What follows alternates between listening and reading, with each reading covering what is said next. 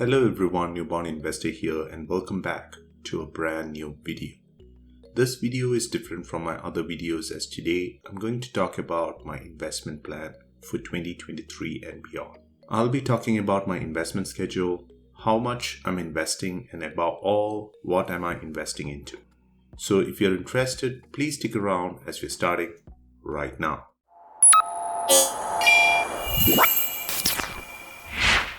If you have been a viewer of my channel, you're familiar with the type of content that I've been posting in this channel. It was mostly about day trading options. As you know, day trading is risky, especially with options, and I always wanted to have another low-risk form of cash flow with little management. So in 2023, I'm planning to slowly move into an investment portfolio that fetches me growth, income, and income growth. My investment plan is very simple and straightforward. Buy quality assets on a consistent schedule. I've been working really hard with my finances to help me achieve this goal.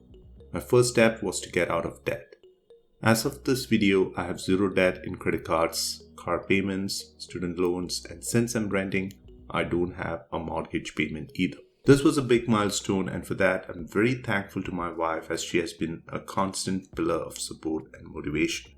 Me and my wife both have full-time day jobs and we have committed to contribute a fixed amount from our paychecks every single month. Any income from day trading will also be invested after taxes are paid. Now let's talk about our investment schedule. Our full-time jobs pays us bi-weekly and on alternate Fridays. This means every Friday we get a paycheck. We have set up an auto deposit with our brokerage, so a portion of a paycheck goes into our investment accounts even before we get to see it.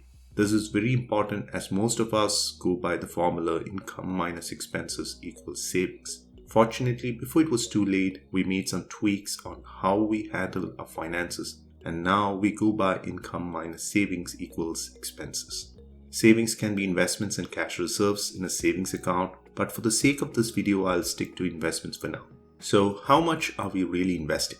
Our goal is to invest $5,600 a month, putting our yearly contribution at $67,200. Now, I don't wait until the end of the month to invest. As soon as the money hits our accounts, I buy investments. I don't care about the short-term price movements. I simply put a market order to buy assets and dollar cost average. Now comes the big question, what am I buying into? Before I get into it, if you find this video helpful and like what I'm doing, the best way to show your support is to hit the like and subscribe button. It really helps. Okay, now let's talk about what are we buying. I'm no longer a big fan of single stock investments. I consider myself lucky to have timed the market and got out of all my single stock investments before the COVID crash. As an investor, I think I have become a more mature investor focused on the long term. So I asked myself, what is that I could invest in and still sleep well at night? The answer was simple: exchange traded funds. I hope everyone has an idea of what an ETF is, but if you're new to it, an exchange traded fund is a basket of securities that trades on an exchange just like a stock does. There are two types of ETFs, active and passive. Active ETFs are those in which the ETF manager would be in the business of actively buying and selling shares that make sense to him, meaning our returns are totally dependent on the skill of the fund manager. On the other hand, a passive ETF is one that simply tracks an index like the S&P 500. Downside of this approach is that you cannot expect returns higher than the index it is tracking. But with careful selection of a mix of ETFs, it is possible to outperform the market. Considering all these factors, I came up with a 3-fund portfolio. The first ETF in my portfolio is Vanguard Information Technology Index Fund ETF, ticker VGT.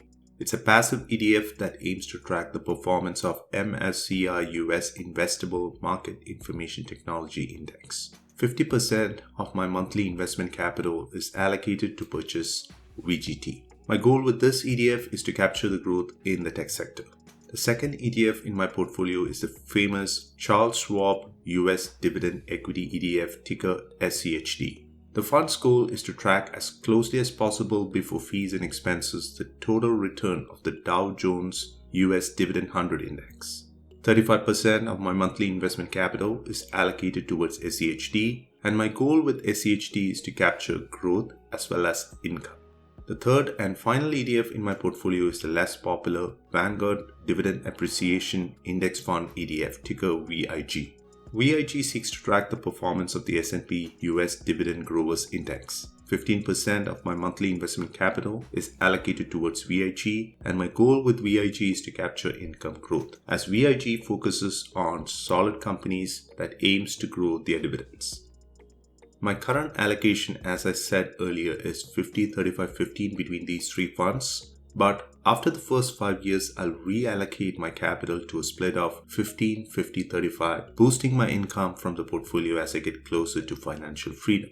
All the three funds that I own are low-cost, passively managed funds that I believe in the future will generate a significant amount of cash flow. Initially, the income from my portfolio would be less, but as I start to accumulate more shares, income would snowball and grow exponentially. My goal is to never sell these investments, and I'll be working really hard to keep up with my monthly investment contributions. Investing is simple as long as you stick to the basics and have the patience to continue investing consistently.